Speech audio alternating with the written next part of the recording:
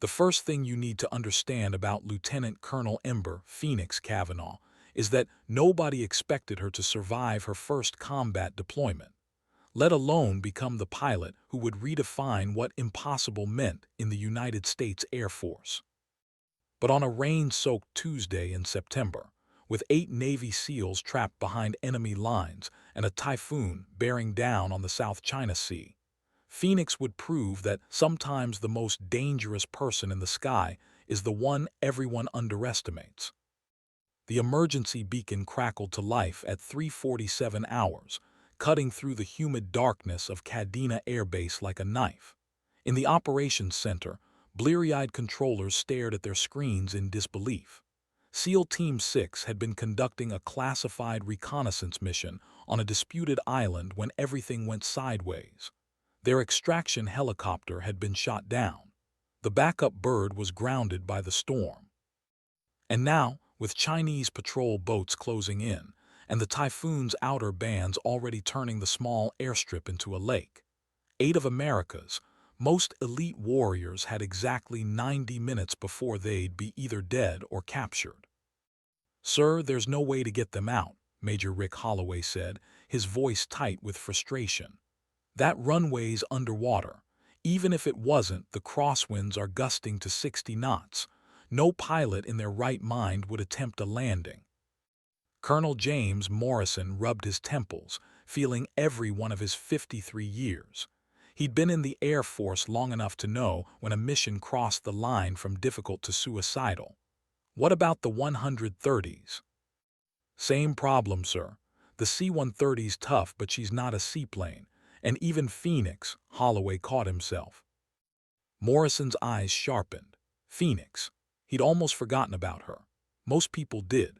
Lieutenant Colonel Ember Kavanaugh had earned her call sign not because she was some hotshot Top Gun, but because she had a peculiar talent for rising from the ashes of other people's disasters.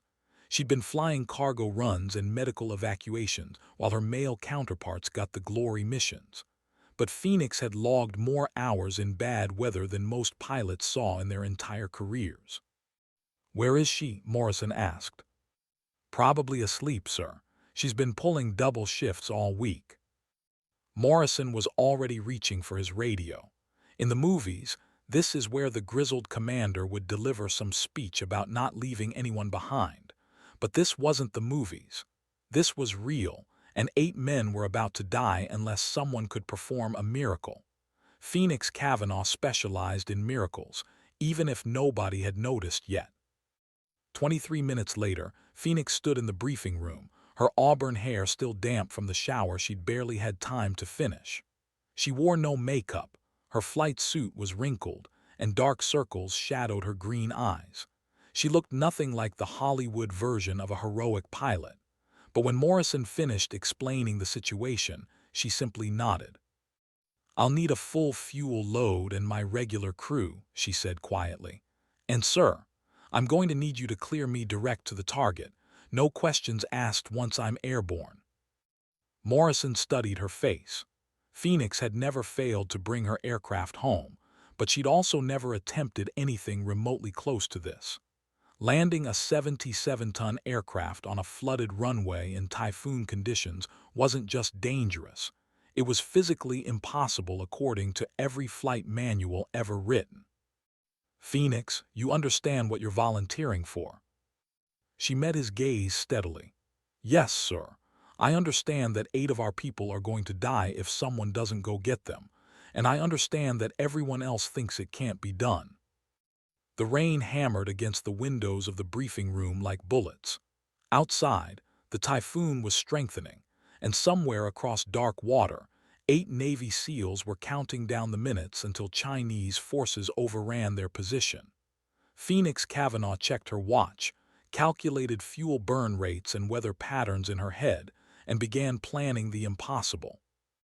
What nobody in that room knew, what Phoenix herself had never told anyone, was why she'd earned her call sign in the first place. 7 years earlier, during her first deployment to Afghanistan, her transport helicopter had been shot down over Taliban territory. She'd been the only survivor, spending 4 days evading capture with a broken leg, and a dislocated shoulder before finally reaching friendly lines. The medics said she should have died from exposure alone. Instead, she'd learned something that would define the rest of her career.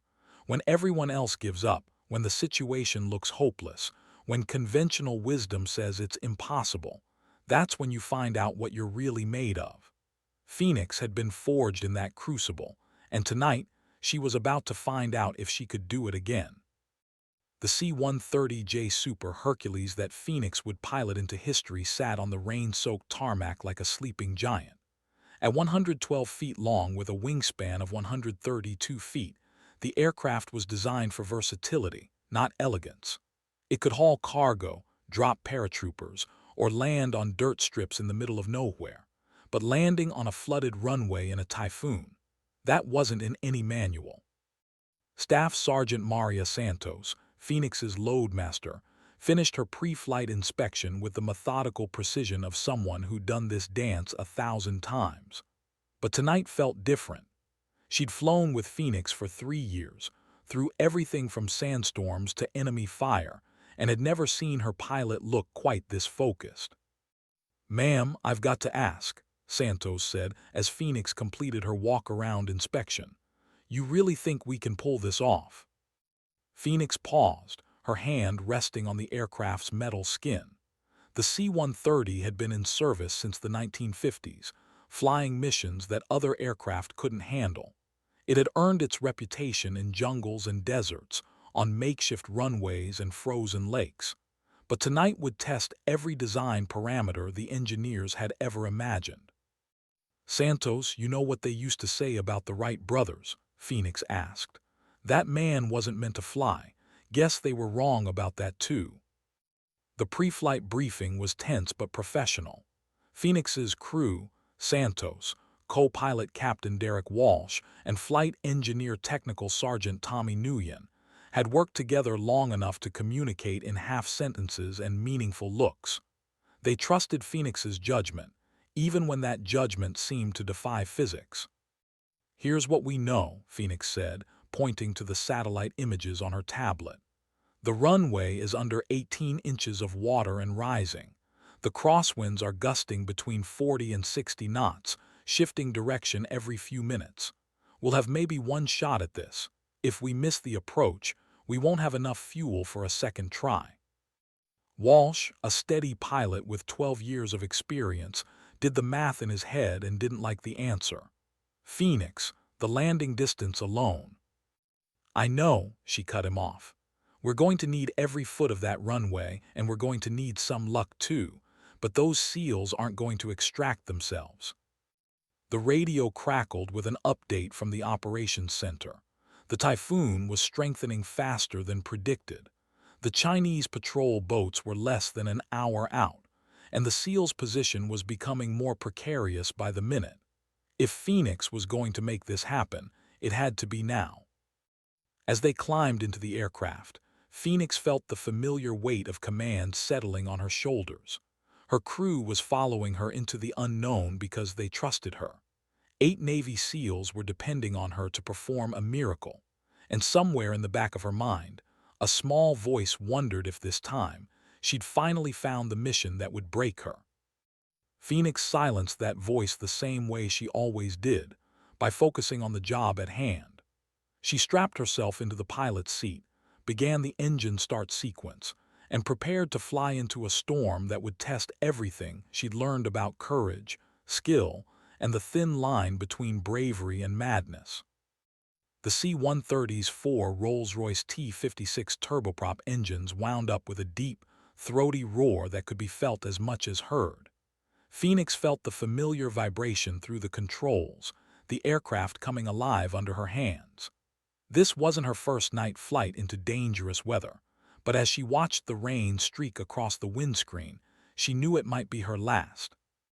"Kadena Tower, Rescue 77 requesting immediate departure clearance," Phoenix transmitted, her voice calm and professional despite the chaos brewing around them. "Rescue 77, you're cleared for takeoff. Winds 310 at 45 gusting to 60. Weather advisory remains in effect. Be advised, We're showing Category 4 conditions at your destination. Roger Tower, Rescue 77 rolling. Phoenix advanced the throttles, and 17,000 shaft horsepower pulled them into the storm-torn sky. The C-130 bucked and shuddered as it clawed for altitude, fighting through layers of turbulence that would have grounded civilian aircraft.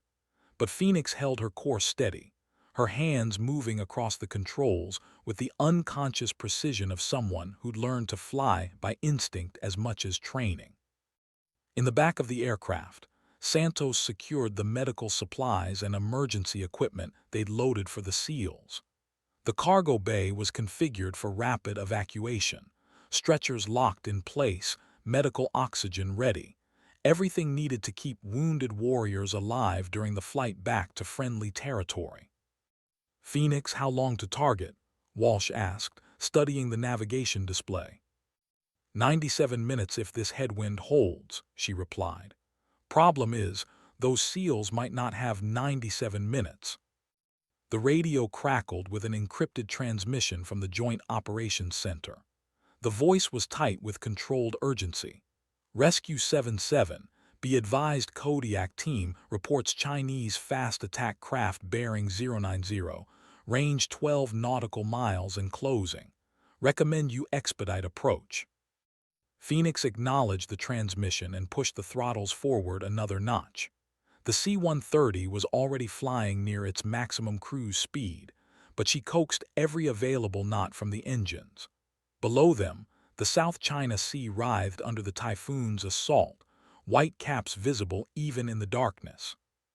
"You know what I love about this job," Nguyen said over the intercom, his voice carrying just enough humor to cut through the tension. "The variety. Yesterday we were hauling spare parts to Guam.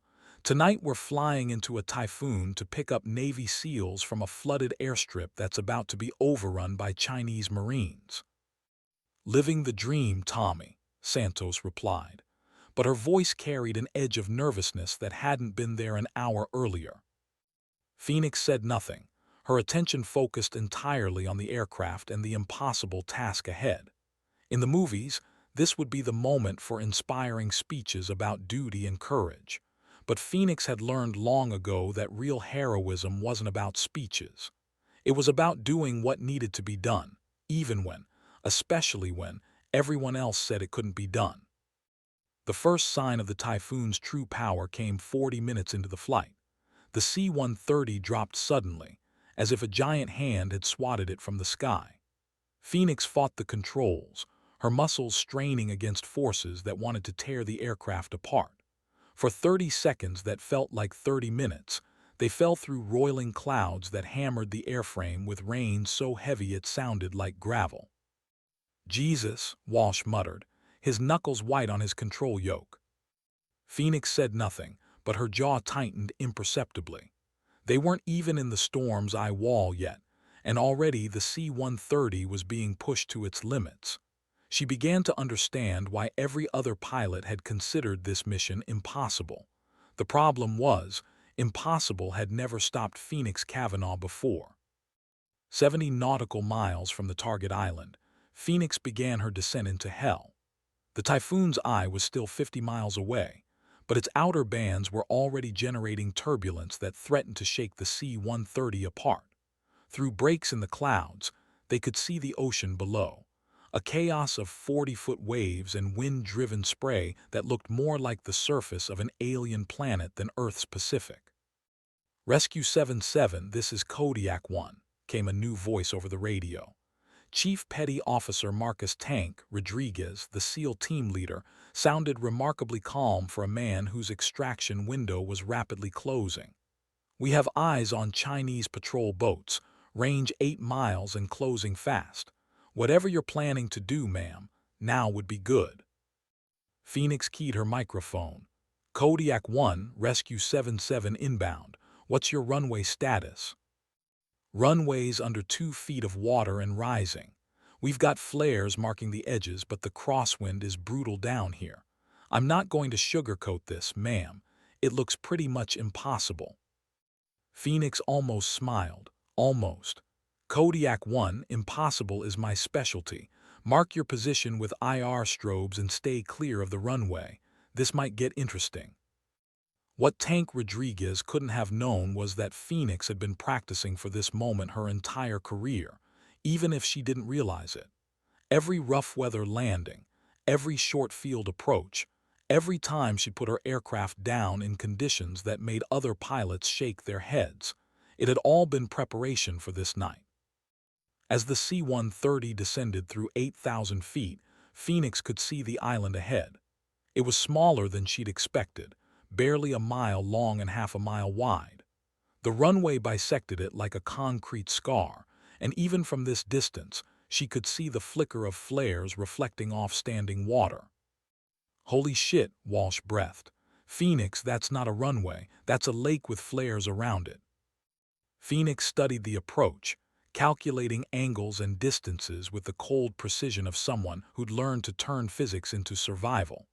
The runway was 4,500 feet long, barely adequate for a C-130 under normal conditions. With 18 inches of standing water and a 60-knot crosswind, it wasn't adequate at all. But Phoenix had never been particularly interested in adequate. "Santos, secure for landing. This is going to be rough," Phoenix announced over the intercom. She turned to Walsh. "I need you on the power levers. When I call for reverse thrust, give me everything she's got." Walsh nodded grimly. "Phoenix, you know if we get this wrong, then 8 good men die and we probably die with them," Phoenix finished quietly. "But if we don't try, they die anyway. Sometimes that's all the choice you get." The C-130 descended toward the island like a controlled avalanche, Phoenix fighting every foot of the way to keep the aircraft stable in the roiling air. At 3,000 feet, she could see muzzle flashes from the tree line. The SEALs were already in contact with advanced Chinese scouts. At 2,000 feet, she could make out individual waves crashing against the runway threshold. At 1,000 feet, Phoenix committed to the landing. The approach was unlike anything Phoenix had ever attempted. Fighting crosswinds that tried to slam her into the water, she lined up with the flooded runway while the C-130 bucked and shuddered around her. The aircraft's landing lights illuminated a scene that belonged in a nightmare: churning water, debris swept up by the storm, and flares marking a runway that looked more like a river rapid than an airfield. 200 feet, Walsh called out, his voice tight with concentration. Phoenix could see the SEALs, now 8 figures in tactical gear, positioned along the runway's edge, their weapons trained outward toward the approaching Chinese forces. Tank Rodriguez stood in the center, an IR strobe flashing on his helmet, guiding her home. 100 feet, 50, Phoenix were coming in hot. The C-130 hit the flooded runway at 140 knots, sending up twin geysers of spray that obscured Phoenix's vision. The aircraft hydroplaned for what felt like an eternity, skimming across the surface like a massive stone. Phoenix hauled back on the yoke while Walsh threw the propellers into full reverse, the engines screaming in protest. For a moment that stretched into infinity, it seemed like they might actually make it. The C-130 was slowing, the end of the runway approaching but not racing toward them. Then the crosswind hit them like a giant's fist, pushing the aircraft sideways toward the trees. Phoenix had perhaps 3 seconds to save all their lives. She did something that violated every landing procedure in the book. She stomped on the right rudder and applied full power to the left outboard engine. The asymmetric thrust yanked the C-130's nose back toward the runway centerline just as the main gear found solid concrete beneath the flooding water. They were down. Against all odds, against all logic, against everything that should have been possible, Phoenix had put 77 tons of aircraft onto a flooded runway in the middle of a typhoon. But landing was only half the battle. "Santos, drop the ramp. Move, move, move," Phoenix shouted over the engine noise and howling wind. The loadmaster was already in motion, lowering the C-130's cargo ramp as the aircraft rolled to a stop barely 300 feet from the runway's end. The 8 SEALs sprinted through the rain and spray. their gear splashing through the ankle-deep water that covered the tarmac. Tank Rodriguez was the last man aboard, pausing at the ramp to fire a final burst toward the tree line where Chinese muzzle flashes flickered in the darkness. "That's everybody," he yelled to Santos. "Go, go, go." Phoenix didn't wait for the ramp to fully close. The moment Santos gave her the signal, she pushed the throttles to full power and began the takeoff roll that would either carry them to safety or end in disaster. The C-130 accelerated through the flooding water, throwing up spray that hammered the fuselage like machine gun fire. "Rotate," Walsh called, but Phoenix was already pulling back on the yoke. The C-130 lifted off the water-covered runway with less than 500 feet to spare, climbing into the storm-torn sky as Chinese patrol boats finally reached the island below. In the cargo bay, Tank Rodriguez slumped against the bulkhead and keyed his radio. "All stations, this is Kodiak 1. 8 souls extracted, 0 casualties. I don't know who's flying this bus, but somebody buy that pilot a beer." Phoenix allowed herself a small smile as she banked the C-130 toward home, but the smile faded as she studied her instrument panel. The landing had been brutal on the aircraft. Warning lights flickered across the annunciator panel, and she could feel a vibration in the controls that hadn't been there before. They were airborne, but they weren't safe yet. The flight back to Kadena Air Base became a test of airmanship that pushed Phoenix beyond anything she'd experienced. The C-130's hydraulic system was failing, making the controls increasingly heavy and unresponsive. The No. 3 engine was running rough, occasionally backfiring with flashes of flame that lit up the night sky. And the Typhoon was still trying to kill them, buffeting the damaged aircraft with winds that threatened to tear it apart. "Phoenix, we're losing hydraulic pressure in the primary system," Nguyen reported, his voice steady despite the crisis unfolding around them. "I'm switching to backup, but it won't last long." Phoenix nodded grimly. The backup hydraulic system would give them maybe 30 minutes of flight time, enough to reach Kadena if everything went perfectly. But nothing about this night had gone perfectly. "Kadena approach, Rescue 77 declaring an emergency," Phoenix transmitted. "We have multiple system failures and 8 passengers requiring immediate medical attention. Request priority handling for straighten approach." "Rescue 77, you're cleared direct Kadena, straighten approach runway 05 left.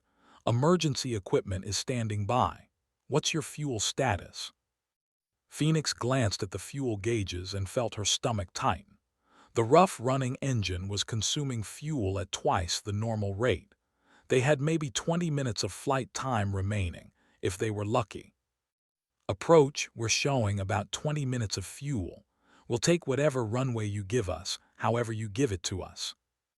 In the cargo bay, Navy Corpsman Doc Williams worked on 2 of the SEALs who'd been wounded in the firefight. Nothing life-threatening, but serious enough to require immediate attention once they reached friendly medical facilities. The other SEALs sat in quiet exhaustion, finally allowing themselves to believe they might actually make it home. Tank Rodriguez made his way forward to the cockpit, steadying himself against the aircraft's violent motion. "Ma'am, I just wanted to say, what you just did back there."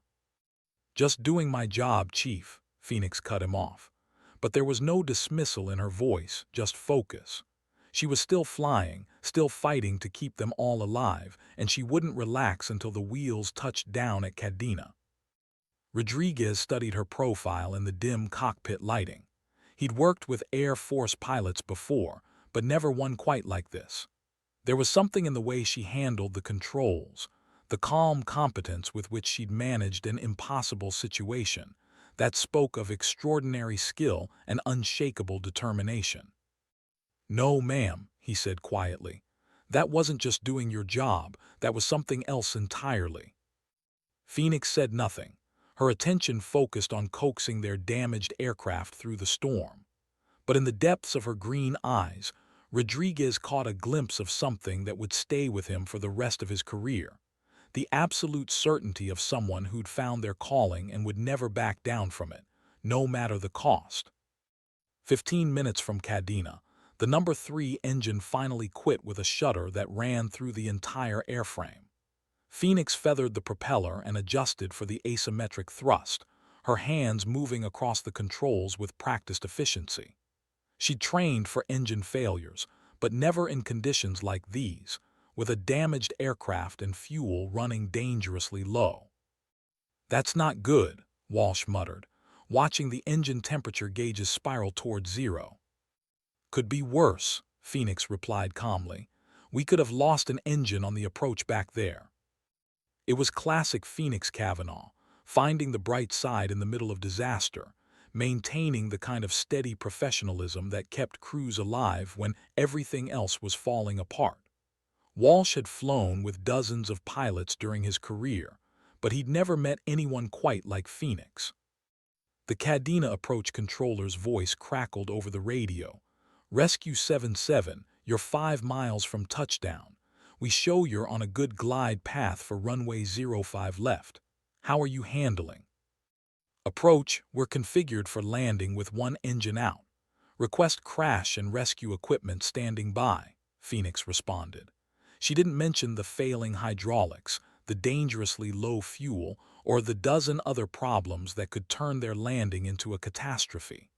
No point in worrying the tower controllers, they had their own jobs to do. Through the storm and darkness, the lights of Kadena Air Base appeared like a constellation of hope. Phoenix had landed at this runway dozens of times, but never in conditions like these, never in an aircraft held together by determination and prayers. "Gear down," she called to Walsh, who lowered the landing gear and confirmed 3 green lights. The C-130 shuddered as the gear extended into the slipstream, adding drag they could barely afford with only 3 engines running. 2 miles out, Walsh reported. "Looking good, Phoenix." But Phoenix wasn't thinking about looking good. She was thinking about the 8 Navy SEALs in her cargo bay who'd trusted her to get them home. She was thinking about her crew, who'd followed her into hell without question.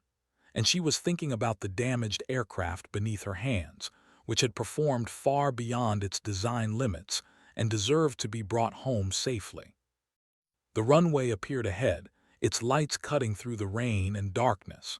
Phoenix lined up on final approach, fighting crosswinds that tried to push them off course. The C-130 descended toward the concrete with the steady precision of a machine, even as warning lights continued to flash across the instrument panel.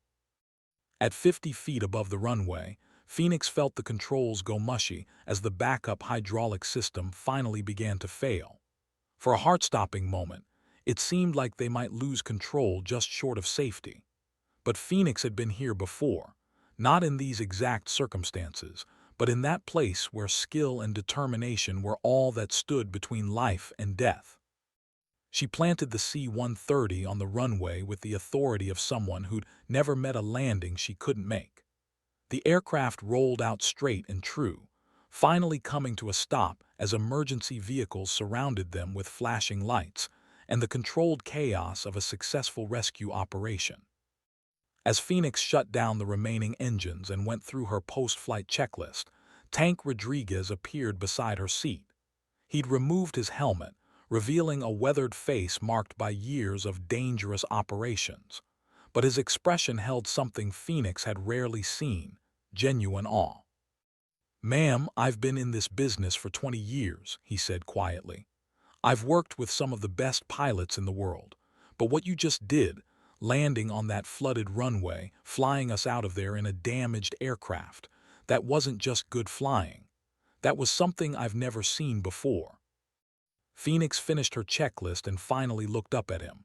For just a moment her professional mask slipped, revealing the exhaustion and strain of the past few hours. "Chief, you and your men were in trouble. We came and got you. That's what we do." But Rodriguez shook his head. "No, ma'am, that's what heroes do, and I'm going to make sure everyone knows it." Outside the aircraft, news crews were already gathering. Word of the impossible rescue had spread through the base and beyond.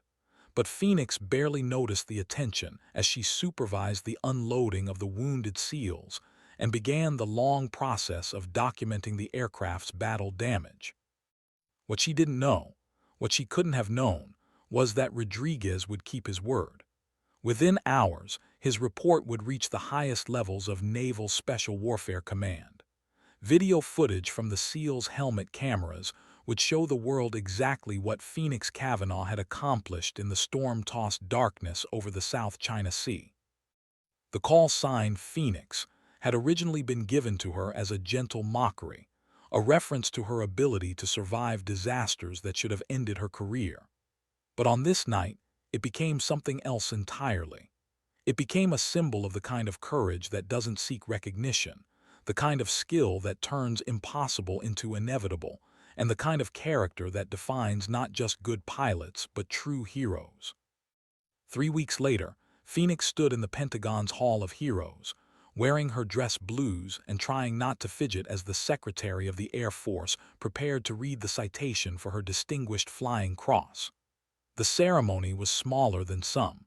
Military decorations weren't usually public spectacles, but the audience included everyone who mattered in her world. Tank Rodriguez sat in the front row, his own dress uniform immaculate, a Purple Heart ribbon among his decorations. Beside him sat the 7 other members of Kodiak team, men who owed their lives to a pilot they'd never met before the night she dropped out of a typhoon to save them. The President of the United States takes pleasure in presenting the Distinguished Flying Cross to Lieutenant Colonel Ember K. Cavanaugh, United States Air Force. The Secretary began, his voice echoing in the formal chamber. For extraordinary achievement while participating in aerial flight on 15 September in the South China Sea. As the citation detailed her actions that night, Phoenix found her mind wandering back to the moment when she'd first seen that flooded runway through the C-130's windscreen. It had looked impossible then, a stretch of concrete underwater, surrounded by chaos and violence. But impossible was a word that had never carried much weight with Phoenix Cavanaugh. Lieutenant Colonel Cavanaugh's exceptional flying skill, courage under fire, and devotion to duty resulted in the successful extraction of 8 Navy SEALs from hostile territory under extreme weather conditions. The Secretary continued. Her actions reflect great credit upon herself and the United States Air Force. The medal was heavier than Phoenix had expected, its weight settling against her chest like a responsibility she wasn't sure she'd earned. She'd done what needed to be done, nothing more. But as she looked out at the faces in the audience, her crew, the SEALs she'd rescued, the senior officers who'd finally begun to recognize what she was capable of, she began to understand that sometimes doing what needs to be done is exactly what heroism looks like. After the ceremony, at the reception that followed, Phoenix found herself surrounded by people who wanted to shake her hand, hear her story, understand how she'd accomplished the impossible. She answered their questions politely, professionally, but part of her mind was already elsewhere, thinking about the next mission, the next crisis that would require someone to step forward when everyone else stepped back. "You know what I love about this story?" a young captain asked her, notebook in hand for what was obviously a profile piece for some military publication. "It's proof that the right person in the right place can change everything." Phoenix considered this, sipping her coffee and watching the crowd of officers and dignitaries. "I think you've got it backwards, Captain," she said finally. "It's not about being the right person in the right place. It's about being willing to become the right person when the situation demands it." The captain scribbled notes, but Phoenix could see he didn't quite understand. That was okay. Most people didn't. They wanted heroes to be larger than life, born different, marked by destiny. The truth was more complex and more hopeful. Heroes were ordinary people who chose to be extraordinary when it mattered most. Later that evening, Phoenix stood on the Pentagon's River Parade field, looking up at a sky clear enough to show stars. Somewhere out there, other aircrews were flying into danger, other rescues were unfolding, Other impossible missions were being planned and executed by people who refused to accept that something couldn't be done. Her phone buzzed with a text message from Santos. "Ma'am, we got word. They're assigning us a new bird. Latest model C-130J, all the upgrades. Thought you'd want to know." Phoenix smiled. A new aircraft meant new missions, new challenges, new opportunities to prove that impossible was just another word for untested. She typed back, "Outstanding. When do we start flying again?" The answer came immediately, "Tomorrow if you're ready."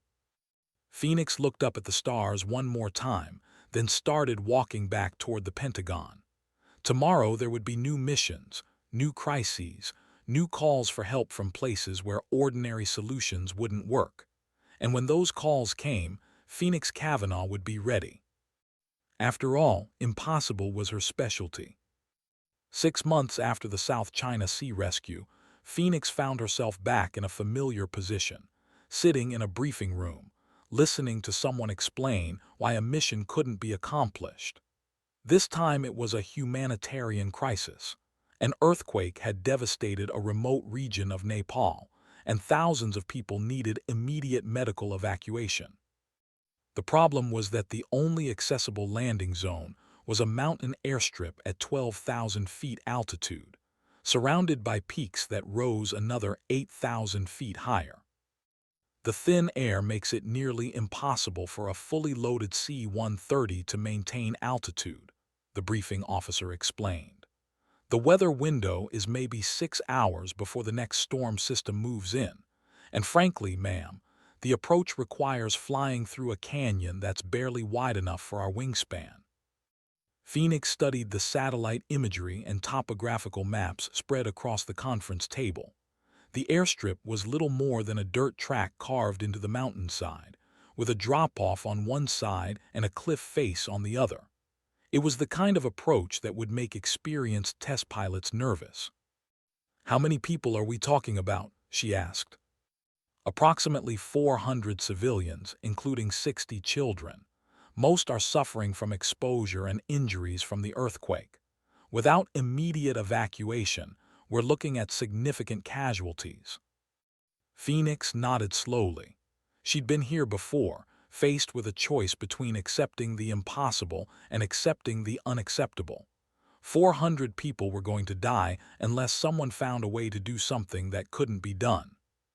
"I'll need 3 aircraft and volunteer crews only," she said finally.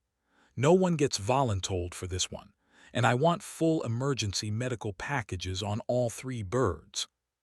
The briefing officer blinked. "Ma'am, with respect, didn't you hear what I just said about the approach being impossible?" Phoenix looked up from the maps, and for just a moment, the officer caught a glimpse of something that had become legend in certain Air Force circles. The absolute confidence of someone who'd made a career out of proving experts wrong. "Son," she said quietly, "impossible is just another word for interesting."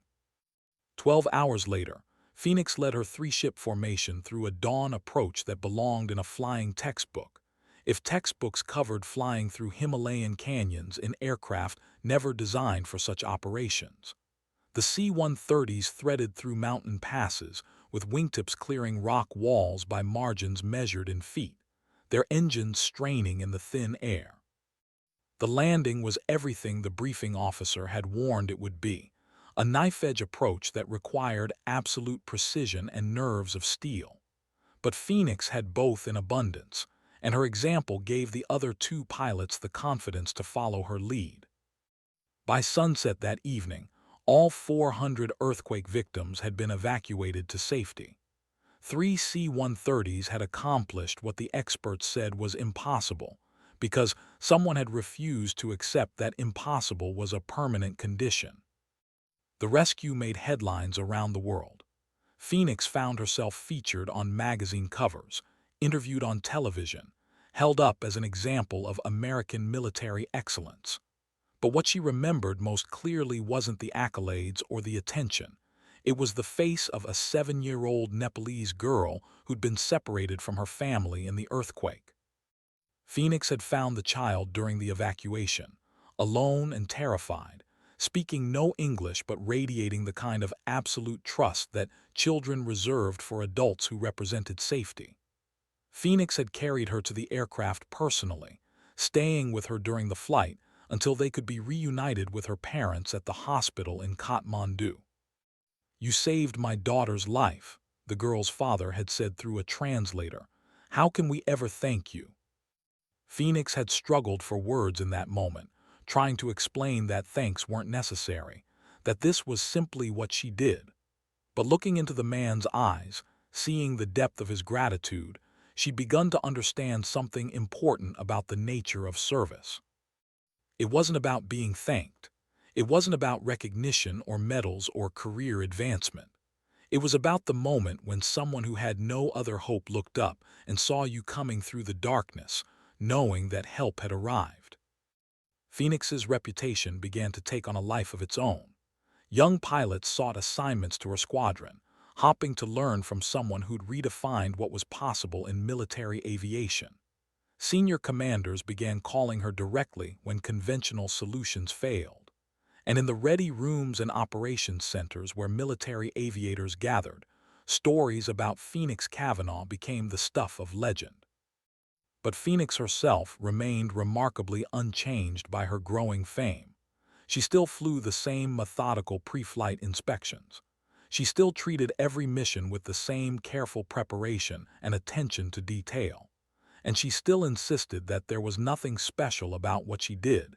She was simply an Air Force officer doing her job. "The thing about Phoenix," Santos told a reporter during one of the many interviews that followed their missions, "is that she doesn't see impossible the same way other people do. Where most of us see a wall, she sees a door that just hasn't been opened yet." It was an apt description. Phoenix had developed what psychologists would later study as an unusual cognitive pattern, the ability to break down seemingly impossible challenges into component parts that could be analyzed, understood, and overcome. She didn't ignore danger or underestimate risks. She simply refused to accept that those risks made success impossible. This mindset was put to its ultimate test during what would become known as the Mindanao incident. A Category 5 typhoon had devastated the southern Philippines, cutting off an entire province from outside contact.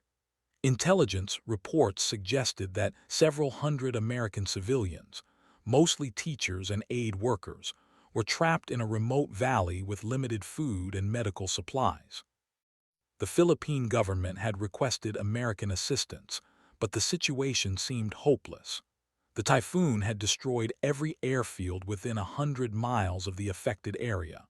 The only possible landing zone was a section of highway that had been partially washed out by flooding, and the weather forecast called for the storm to continue for at least another week. "Ma'am, I'm not sure this one's possible, even for you," Major Anderson said during the mission briefing. He was Phoenix's new operations officer, a decorated pilot in his own right who'd volunteered for the assignment specifically to work with her. Phoenix studied the reconnaissance photos that showed the highway in question. It was barely wide enough for a C-130's wingspan, with power lines on one side and a steep drop-off on the other. The pavement was cracked and partially washed away, creating obstacles that would challenge even the most skilled pilot. "How long since we've had communication with the civilians?" she asked. 36 hours, ma'am. The last message said they had medical emergencies and were running out of clean water."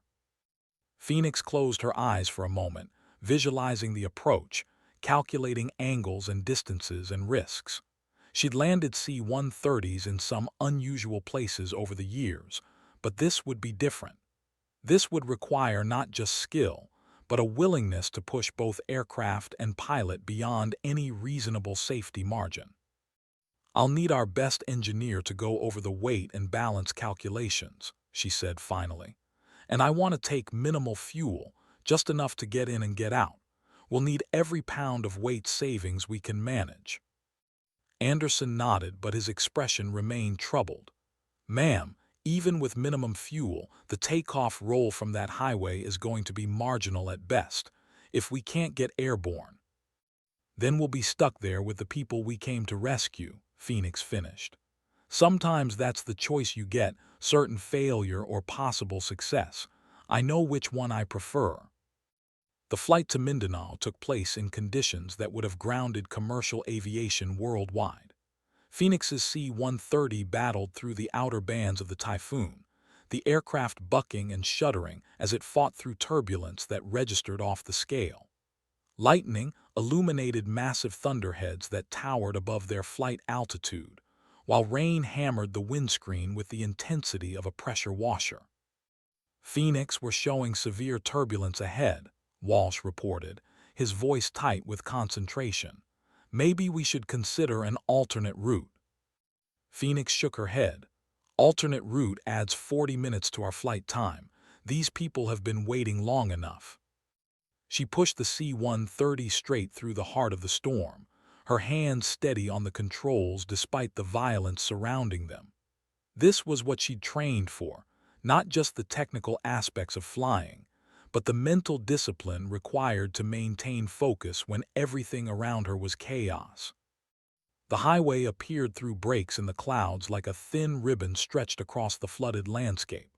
Phoenix could see the damage immediately, sections of pavement missing, debris scattered across the surface, power lines sagging dangerously close to what would be her flight path. Jesus, Santos muttered over the intercom. That's supposed to be a runway. It's what we've got, Phoenix replied calmly. She began her approach, fighting crosswinds that tried to push her into the hills while calculating the precise touchdown point that would give her the best chance of stopping before the highway curved back into the mountains. The landing was a masterpiece of precision flying under impossible conditions. Phoenix touched down exactly where she'd planned, using every available foot of pavement to bring the C-130 to a stop with barely 50 feet to spare. Before the engines had even spun down, Santos was lowering the ramp, and the evacuation was underway. The American civilians emerged from shelters and damaged buildings like survivors of a shipwreck seeing rescue for the first time. Many were injured, some seriously. All were exhausted and frightened after days of wondering if help would ever come. But as they boarded Phoenix's aircraft, something remarkable happened. Their fear began to transform into hope. "Are you really going to be able to get us out of here?" asked Dr. Sarah Chen, a medical missionary who'd been treating injured locals with improvised supplies. Phoenix helped her up the ramp, nodding the woman's obvious exhaustion. "Ma'am, that's exactly what we're here for. Just get everyone strapped in and let us worry about the flying." But privately, Phoenix was worried. The takeoff would require every bit of skill and luck she possessed. The C-130 was loaded well beyond normal capacity. The runway was damaged and shortened by debris, and the crosswinds were still gusting to dangerous levels. Phoenix were showing max gross weight plus about 2,000 pounds, Nguyen reported. "I've never seen the weight and balance this far outside normal parameters." "Tommy, normal parameters went out the window when we decided to land on a highway in a typhoon," Phoenix replied. "Let's see what this bird can really do." The takeoff roll began in seeming slow motion, the overloaded C-130 accelerating sluggishly down the damaged highway. Phoenix felt every bump and crack in the pavement through the landing gear, while Walsh called out airspeeds that seemed impossibly low for their weight and conditions. V1, Walsh called, the speed beyond which they were committed to takeoff, regardless of what happened next. Phoenix pulled back on the yoke and felt the C-130 leave the ground with agonizing reluctance. For a terrifying moment, it seemed like they might not clear the power lines at the end of the highway. But the aircraft clawed its way into the storm-torn sky, climbing at a rate that would have been concerning under normal circumstances, but felt like victory given what they'd just accomplished. In the cargo bay, 127 American civilians sat in stunned silence as they realized they were actually airborne, actually safe, actually going home. Dr. Chen found herself crying, not from fear or exhaustion, but from overwhelming gratitude for a pilot who'd risked everything to save people she'd never met. "Who is she?" Chen asked Santos. "The pilot, who is she?" Santos smiled with the pride of someone who'd flown with a legend. "Ma'am, that's Lieutenant Colonel Phoenix Cavanaugh, and what you just experienced. For her, that's just another day at the office." The flight back to Clark Air Base became a celebration of survival against impossible odds. Phoenix maintained her professional focus on flying the aircraft, but even she couldn't ignore the mood in the cargo bay. Relief mixed with awe, gratitude mixed with disbelief, that they'd actually escaped the disaster zone. But what Phoenix would remember most clearly about that mission wasn't the technical challenge or the media attention that followed. It was a moment during the flight when a young teacher named Michael Torres approached the cockpit. "Ma'am, I just wanted to say thank you," he said, his voice choked with emotion. "My wife is expecting our first child. I thought I was never going to see her again." Phoenix looked back at him, seeing in his face the same expression she'd seen in the Nepalese father's eyes, the look of someone who'd been given back their future when they thought it was lost forever. It was a look that reminded her why she'd chosen this profession, why she pushed herself and her aircraft beyond reasonable limits, why impossible had become just another word in her vocabulary. "Just doing my job, Mr. Torres," she said quietly, "but congratulations on the baby." As the C-130 descended toward Clark Air Base, Phoenix reflected on the strange path that had brought her to this moment. She'd started her career as just another transport pilot, flying cargo and hopping for better assignments. But somewhere along the way, she discovered that her true calling wasn't in seeking glory or recognition. It was in being the person others turned to when conventional solutions failed. The media called her a hero. Her superiors praised her innovative thinking and exceptional skill. But Phoenix knew the truth was both simpler and more complex than that.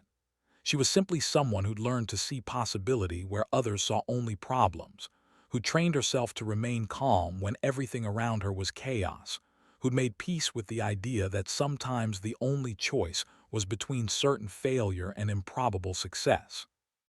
As the wheels touched down at Clark, Phoenix was already thinking about the next mission, the next crisis, the next time someone would need her to prove that impossible was just another word for untested. It was what she did, what she'd always done, what she would continue to do until she couldn't fly anymore. After all, impossible was her specialty, and the world had a way of providing plenty of opportunities to practice. 2 years later, Phoenix stood in the Pentagon briefing room one final time, but this time the circumstances were different. She was no longer the junior pilot hopping for challenging assignments. She was now a full colonel, commanding her own squadron and training a new generation of pilots in the art of achieving the impossible. "The thing I want you to understand," she told her assembled squadron, "is that we're not in the business of performing miracles. We're in the business of doing what needs to be done, when it needs to be done, regardless of what anyone else thinks is possible." The faces looking back at her represented the future of Air Force aviation, young pilots who'd requested assignment to her unit, specifically to learn from someone who'd redefined the limits of their profession. They came from diverse backgrounds, but they shared a common hunger to push beyond conventional boundaries. "Ma'am," asked Captain Lisa Rodriguez, Tank's younger sister who'd followed her brother into military service, "how do you know when something is worth attempting versus when it's just too dangerous to try?" Phoenix considered the question carefully.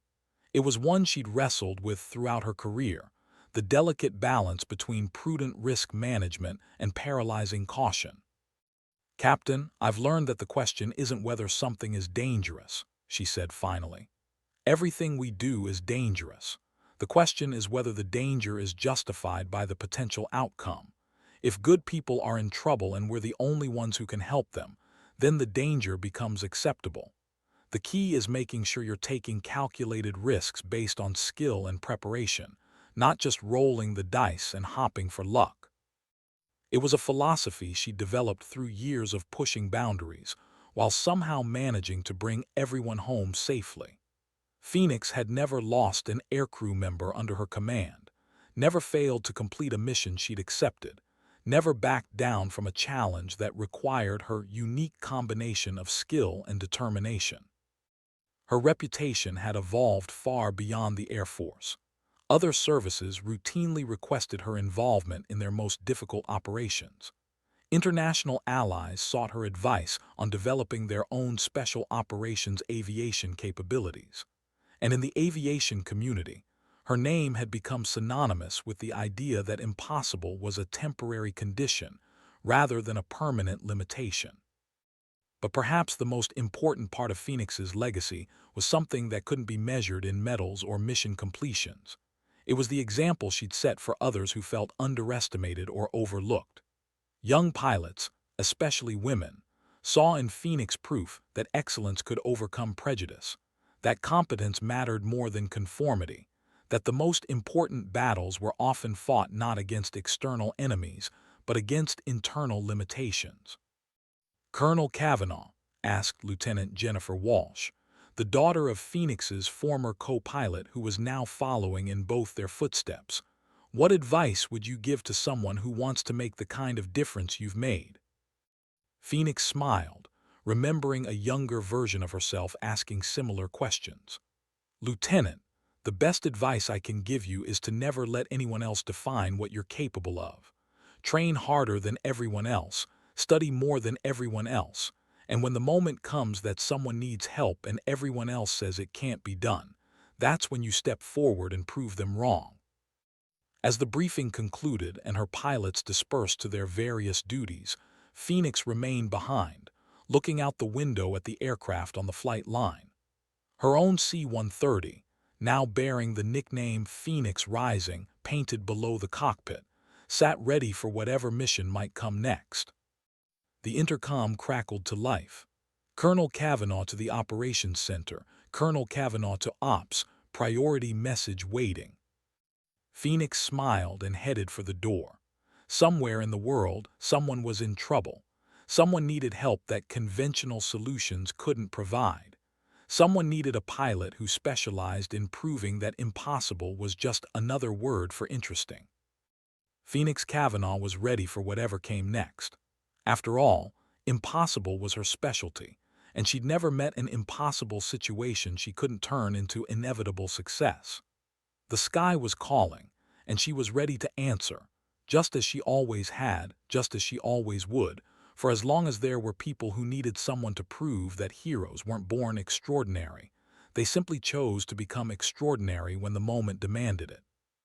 The legend of Phoenix would continue, carried forward by the pilots she trained and inspired, living on in the impossible missions that would somehow, inevitably, become possible again. But legends have a way of attracting the kind of attention that changes everything. 3 months after that briefing, Phoenix found herself in a classified facility buried deep beneath Cheyenne Mountain, staring at satellite imagery that made her previous missions look like training exercises.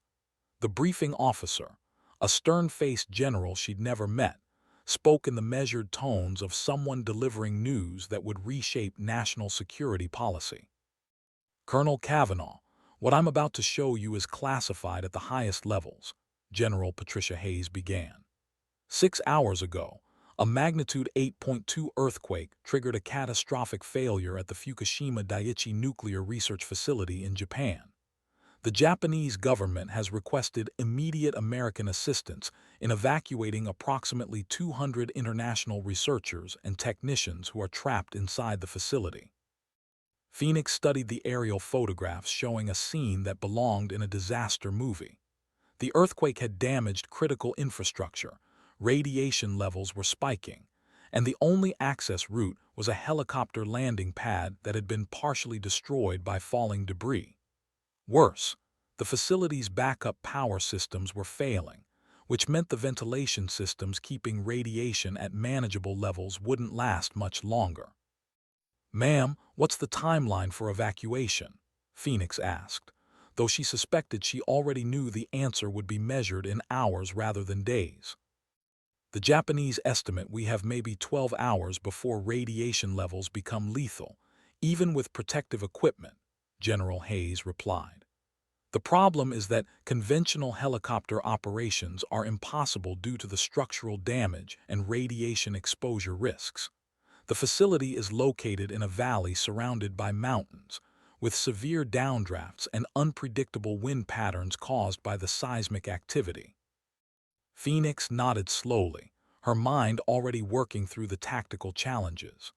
Nuclear facility evacuations required specialized equipment and procedures, but the environmental hazards made conventional approaches impossible. It was exactly the kind of scenario that had made her reputation, a situation where normal solutions wouldn't work and someone needed to invent new ones. General, I assume you're not asking me to fly helicopters, Phoenix said. What kind of aircraft are we looking at? That's the problem, Colonel. The Japanese have provided detailed engineering assessments, and their conclusion is that no fixed-wing aircraft can land anywhere near the facility. The terrain is too mountainous, the approach angles too steep, and the radiation exposure too dangerous for extended ground operations. Phoenix examined the topographical maps more carefully, noting the elevation changes and geographic obstacles that would challenge any pilot. But buried in the technical data, she began to see possibilities that others had missed: narrow valleys that could serve as approach corridors, geological features that might provide wind protection, contingency landing sites that could work if primary plans failed. Ma'am, has anyone considered a vertical insertion approach using modified C-130s? She asked. We could use the Fulton recovery system in reverse, land personnel via cables rather than extracting them. General Hayes blinked. The Fulton recovery system was a Cold War-era technology that allowed aircraft to snatch personnel from the ground using cables and winches. But Phoenix was suggesting using it backward, lowering rescue teams into hazardous areas rather than pulling them out. It was theoretically possible, but it had never been attempted in conditions like these. Colonel, even if that approach could work technically, the radiation exposure alone would be lethal for anyone spending more than a few minutes on the ground, the general pointed out. That's why we don't land, Phoenix replied. We hover at minimum safe altitude, lower protective suits and breathing apparatus to the trapped personnel, then extract them in small groups using harnesses and cables. The aircraft never touches down, minimizing radiation exposure for both rescuers and rescued. It was vintage Phoenix Cavanaugh thinking, taking an impossible situation and finding the narrow path between disaster and success. But this mission would push even her legendary abilities to their limits. Flying precise, hovering operations in mountainous terrain while managing radiation exposure and extracting 200 people would require perfect execution under conditions that left no margin for error. Colonel, I need to ask you directly, General Hayes said. Do you believe this mission is possible? Phoenix looked up from the maps and met the general's gaze steadily. Ma'am, 6 months ago, people said it was impossible to land a C-130 on a flooded runway during a typhoon. 3 years ago, they said it was impossible to extract casualties from a 12,000-foot mountain airstrip. I've learned that impossible usually just means nobody's figured out how to do it yet. 18 hours later, Phoenix was strapped into the pilot's seat of a specially modified C-130J that had been equipped with radiation shielding, Fulton recovery winches, and emergency medical equipment. Her crew included not just her regular team, but also radiation specialists, medical personnel, and Japanese liaison officers who understood the facility's layout and evacuation priorities. Phoenix, we're showing radiation levels that are already at the upper limits of our safety protocols, reported Dr. Lisa Park, the mission's radiation safety officer. Even with shielding, our exposure time is going to be severely limited. Phoenix acknowledged the briefing while running through her pre-flight checklist. This mission would require her to master not just the technical challenges of precision hovering in hazardous conditions, but also the psychological pressure of knowing that mistakes would be measured in human lives lost to radiation exposure. Dr. Park, how many people can we safely extract in a single hover operation? She asked. Optimally, no more than 4 at a time. The winch operations, suiting up in protective gear, and managing the cables will take about 3 minutes per person. That means we're looking at 15 to 20 separate hover cycles to evacuate everyone. Phoenix did the math in her head and didn't like the answer. 20 hover operations meant 20 opportunities for equipment failure, pilot error, or changing conditions to turn rescue into disaster. But 200 people were counting on her to find a way to make the impossible work. "All right, team," Phoenix announced over the intercom. "We're going to do this by the numbers, nice and steady. Every person we get out is a victory. Every person we leave behind is a failure. Let's make sure we don't have any failures today." The flight to Japan took place under a media blackout, but Phoenix could feel the weight of international attention even through the classification barriers. This wasn't just another rescue mission. It was a demonstration of American capability in the face of a nuclear crisis that could affect millions of people if not handled properly. As they approached Japanese airspace, Phoenix began to understand the full scope of the challenge ahead. The earthquake had triggered secondary disasters across the region, collapsed bridges, flooded roads, and power outages that had turned a modern industrial area into something resembling a war zone. The nuclear facility sat in the middle of this chaos like a toxic island surrounded by destruction. "Phoenix, this is Yokota Control. You're cleared direct to the emergency zone. Be advised, we're showing severe atmospheric disturbance in your target area.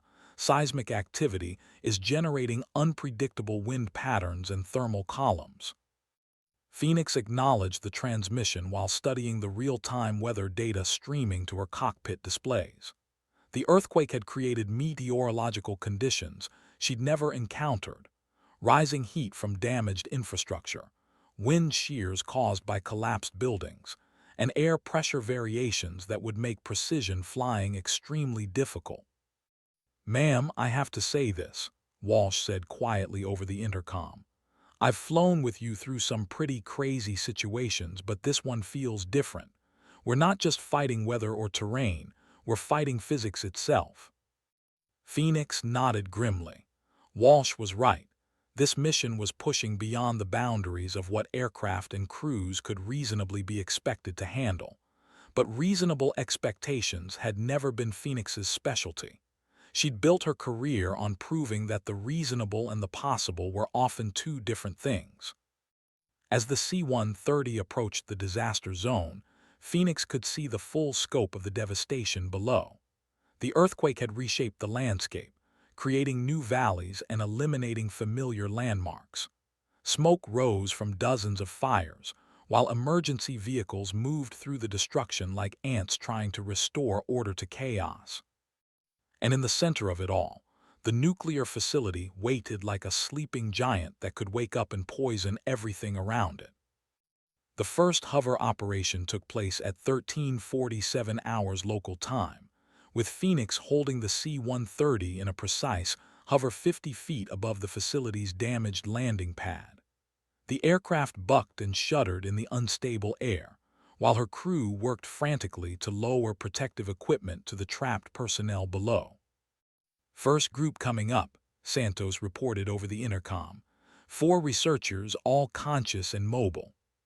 Phoenix felt the aircraft's weight shift as the winch brought the first evacuees aboard.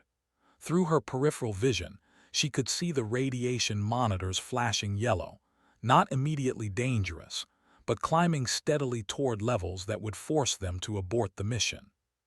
"How are we doing on exposure time?" she asked Dr. Park. "Still within acceptable limits, but barely. We need to keep each hover cycle under 2 minutes if we're going to complete the full evacuation." Phoenix nodded and repositioned for the second cycle. But as she began the approach, A massive aftershock shook the ground below, sending debris flying and creating a dust cloud that obscured her vision completely. For 30 seconds, she was flying blind in radioactive dust while trying to maintain precise position above people whose lives depended on her accuracy. "Phoenix, we've lost visual reference," Walsh reported. "Recommend we abort this cycle and wait for the dust to clear."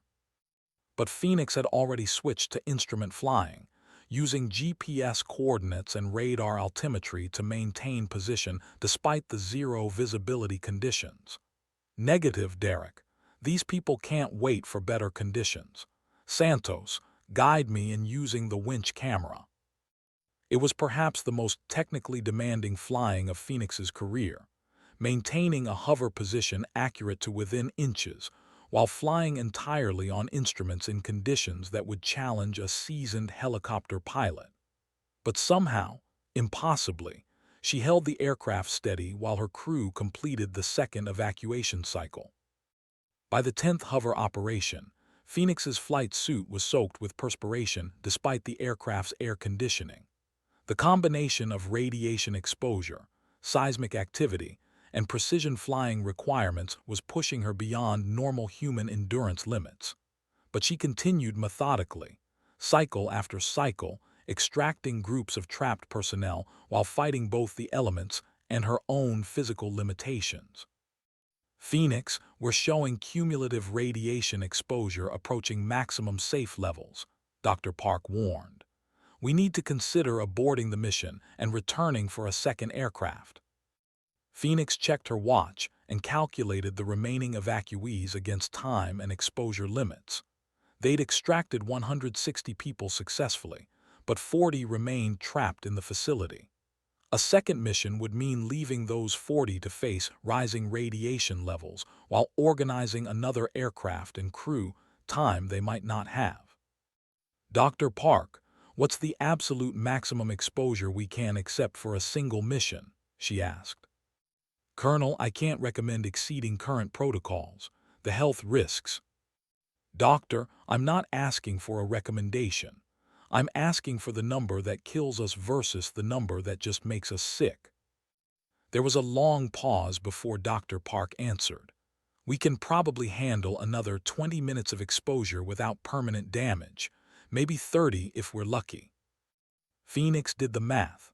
30 minutes meant they could complete the evacuation, but with zero safety margin and guaranteed health consequences for her entire crew.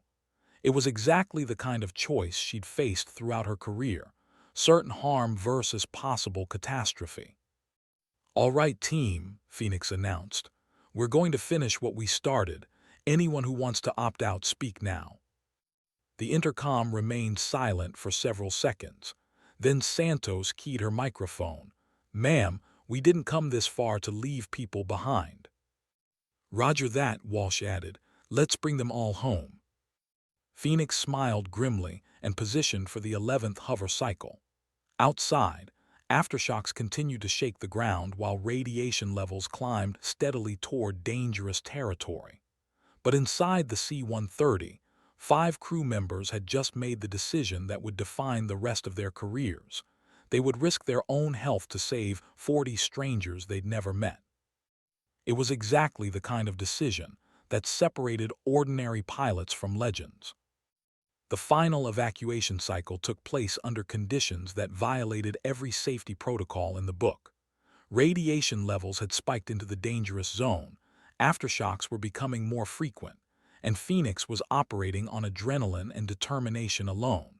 But when the last evacuee was winched aboard and Santos reported all personnel secured, Phoenix felt a surge of satisfaction that made every risk worthwhile. "Yokota Control, this is Rescue 77, she transmitted as the C-130 climbed away from the disaster zone. "Mission complete. 200 souls extracted, 0 casualties." "Rescue 77, outstanding work. Medical teams are standing by for radiation decontamination and evaluation." As the aircraft leveled off at cruise altitude, Phoenix finally allowed herself to relax slightly. Her hands were shaking from exhaustion and radiation exposure. Her vision was blurry from strain, and she knew the next few weeks would involve extensive medical monitoring.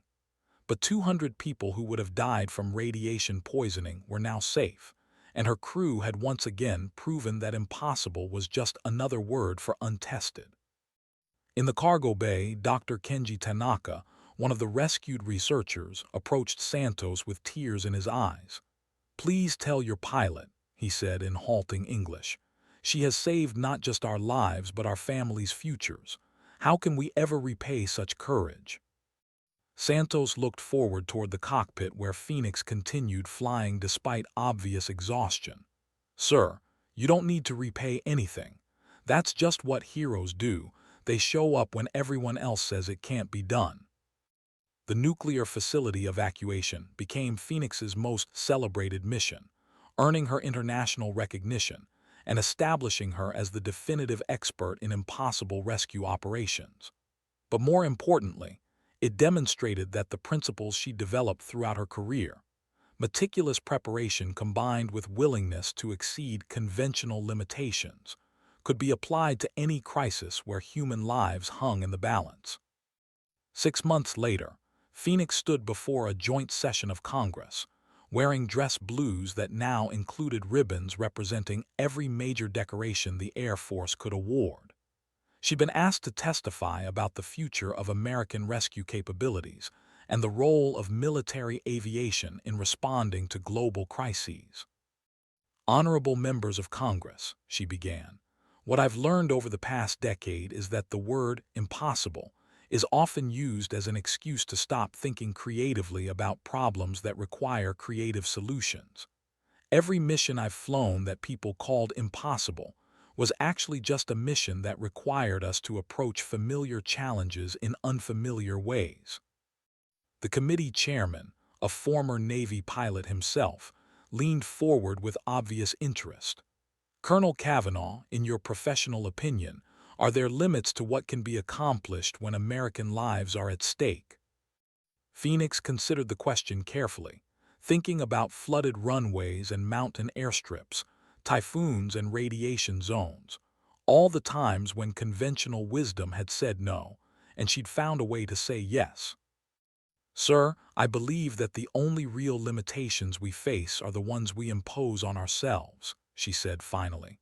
"When good people are in trouble and need help, our job isn't to explain why we can't reach them, it's to figure out how we can.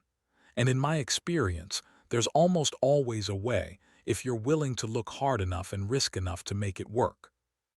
It was a philosophy that had defined her career and would define her legacy. Phoenix Kavanaugh had proven that heroes weren't born with special abilities. They were ordinary people who chose to become extraordinary when circumstances demanded it. And in a world that seemed to grow more dangerous and complex each year, that kind of heroism was more important than ever.